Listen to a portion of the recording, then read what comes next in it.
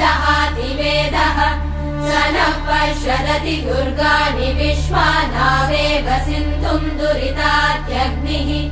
तामग्निवर्णाम् तपसा ज्वलन्तीम् भैरोचनीम् कर्मफलेषु जुष्टाम् दुर्गाम् देवीगुम् शरणमहम् प्रपद्ये सुतरसि तरसे नमः अग्ने त्वम् पारयानव्यो अस्मान् स्वस्तिभिरति दुर्गाणि विश्वा पूष्य पृथ्वी बहुला न उर्वी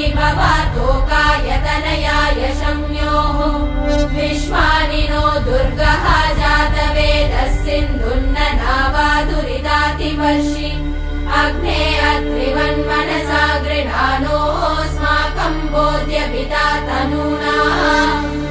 ऋतनाजितगुम् सहमानमुग्रमग्निगुम् भुवेम परमात् सदस्तात् स नः पश्यदति दुर्गाणि विश्वाशामद्देवो अतिदुरितात्यग्निः रत्नोषिकमेभ्यो अध्वरेषु सना च होतानव्यश्च सत्सि स्वाञ्चाग्ने तनुवम् पिप्रयस्वास्मभ्यम् च सौभगमायजस्व गोभिर्जुष्टमयुजो निषिक्तम् तवेन्द्र विष्णोरनुसञ्चरेम